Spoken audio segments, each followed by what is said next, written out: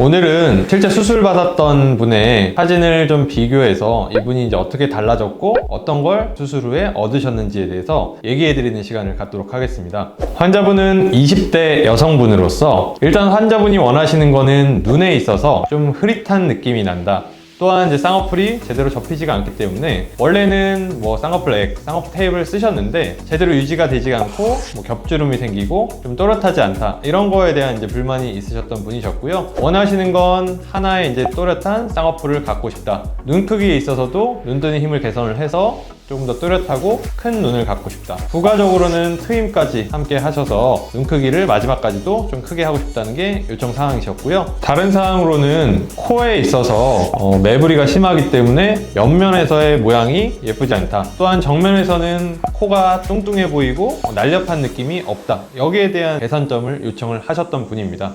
또 부가적으로 환자분이 이제 얼굴형에 있어서 좀 뼈가 도드라지고 울퉁불퉁한 느낌이 나셨기 때문에 좀 더 볼륨감 있는 얼굴, 매끈한 여성적인 얼굴 라인을 원하셔서 지방 이식도 추가적으로 계획을 하였고요. 턱 아래쪽으로는 조금 이제 두툼한 느낌이 있으시다 그래서 이중턱 흡입술을 시행을 예정하였습니다. 다음으로는 환자분 사진을 보면서 설명을 좀 드릴 텐데요. 환자분 이제 일단 눈을 보게 되면 전반적으로 좀 흐릿한 느낌이 나실 거고요. 눈동자가 좀 많이 가려진 느낌, 또한 이제 쌍꺼풀이라고 할 수 없게 겹주름들이 생긴 거를 볼 수가 있을 텐데요. 이 겹주름이 생기고 쌍꺼풀이 잘 생기지 않는 이유는 피부가 두꺼워서도 그럴 수 있겠지만 제일 중요한 이유는 눈 뜨는 힘이 약해서, 눈 뜨는 힘이 강해야 눈이 떠지면서 쌍꺼풀이 이제 접혀 들어가는 원리일 텐데 환자분은 눈 뜨는 힘이 약하고 오히려 이제 이마에서 눈썹을 들어버리기 때문에 쌍꺼풀이 이렇게 생기다만 겹주름으로 표현이 되어 있습니다.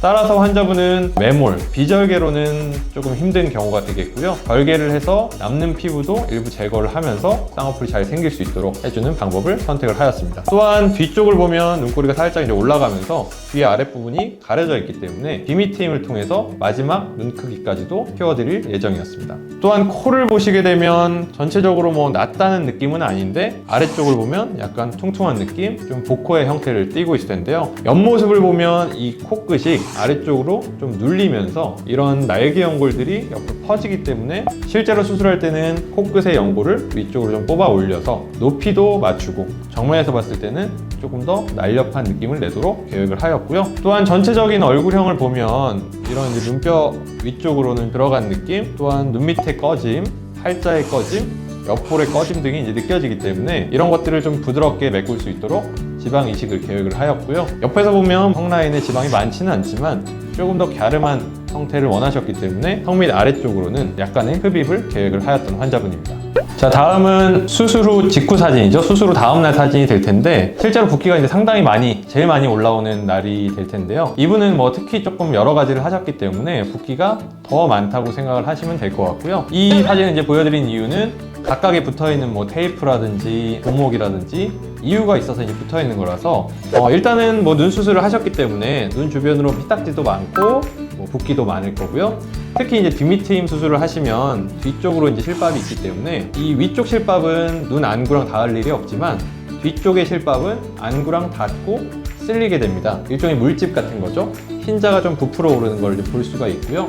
이거는 당연히 이제 쓸리게 되는 실밥이 제거가 되면 곧바로 이제 가라앉기 때문에 특별히 이제 환자분들이 걱정할 필요가 없습니다. 또한 이제 코를 보게 되면은 이제 이렇게 테이프도 붙어 있고 부목이 붙어 있게 되는데 병원마다 이 부목의 종류는 굉장히 여러 가지가 있는데 지금 이제 붙어 있는 부목은 열에 반응을 해서 뜨거운 물에 넣어놓으면 흐물흐물해졌다가 이렇게 찰흙을 빗듯이 환자분 코 위에 놓고 제가 이제 모양을 잡아드리고 식히게 되면 딱딱하게 굳는 형태의 부목이라고 생각을 하시면 될 것 같고요. 일단 굳어버리면 움직이지 않기 때문에 일주일에서 열흘 정도 이렇게 부목을 유지하고 외부 충격으로부터 방지도 하고 움직임도 없게 고정을 하는 역할이라고 생각하시면 될 것 같습니다. 또한 이 환자분을 보면 이렇게 얼굴 형태를 감싸는 이제 밴드를 볼 수가 있겠는데요. 이 밴드는 환자분이 이제 턱 밑으로 흡입을 하였기 때문에 흡입한 자리에 붓기도 방지하고 밀착하는 역할도 되겠고 뭐 출혈도 또 방지할 수가 있겠죠. 흡입하는 경우에는 이렇게 페이스 밴드라고 그러는데 얼굴 밴드를 하게 됩니다. 또한 환자분이 한 가지 더 한 수술이 지방 이식이 될 텐데요. 지방 이식이라는 건 말 그대로 지방을 다른 곳에서 이식을 해줘야 되기 때문에 이식하는 구멍이 필요하겠죠.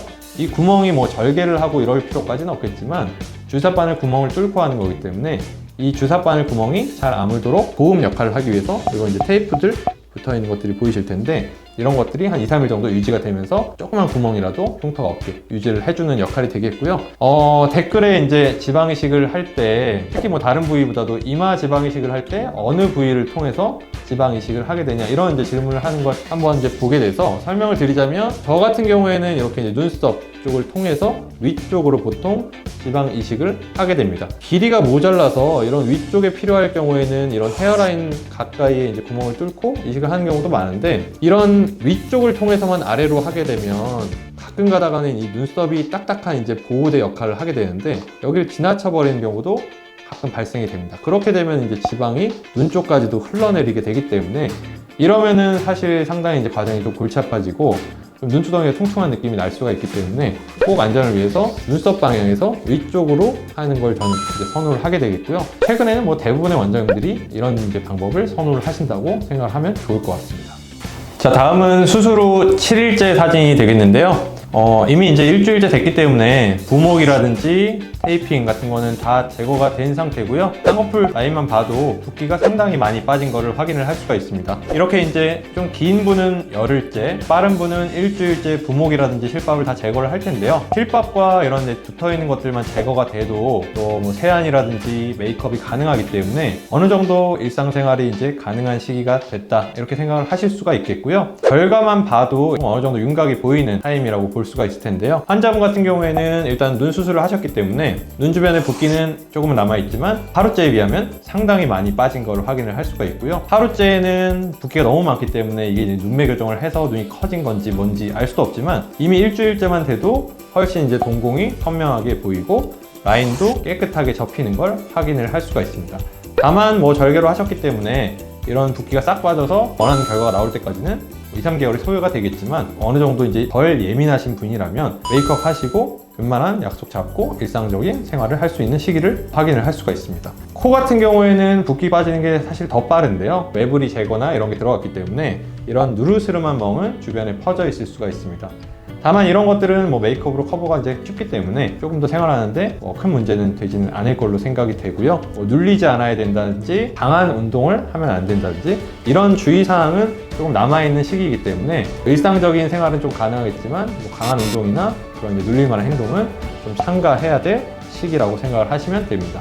다른 점에서 보시면 지방 이식을 했기 때문에 원래 있던 이제 뼈의 굴곡이라든지 눈 밑 팔자의 꺼짐 이런 부분들은 해결이 이미 된 걸 확인을 할 수가 있고요. 다만 약간의 붓기가 남아있기 때문에 조금 어색한 느낌 정도는 남아있는 시기라고 생각을 하시면 될 것 같습니다. 다음은 수술하고 한 6개월 정도 지났을 때 사진이 되겠고요. 일단은 눈 쪽에서 이런 이제 쌍꺼풀이 선명하게 안 생기는 점, 눈 뜨는 힘이 약해서 눈동자가 졸려 보이고 눈썹을 치켜뜨는 점, 이런 것들을 개선을 했기 때문에 수술 사진을 보시면 눈이 훨씬 더 또렷하게 보이고 라인도 뭐 당연히 좀 더 화려하게 꽉 잡힌 걸 볼 수가 있겠고요. 이런 눈썹 치켜뜨는 게 없기 때문에 이런 뭔가 이제 흐릿한 느낌이 좀 더 또렷하게 바뀐 걸 확인을 할 수가 있습니다. 또한 이제 약간 비스듬한 사진을 일부러 보여드린 건데요. 애초에 있던 이제 매부리 라인이 조금 더 반듯한 라인으로 변해 있는 걸 확인을 할 수가 있고요. 전체적인 윤곽이 이런 이마뼈의 굴곡이라든지 눈 밑 꺼짐, 팔자 꺼짐이 수술 후에는 조금 더 부드럽게 변한 걸 확인을 할 수가 있습니다.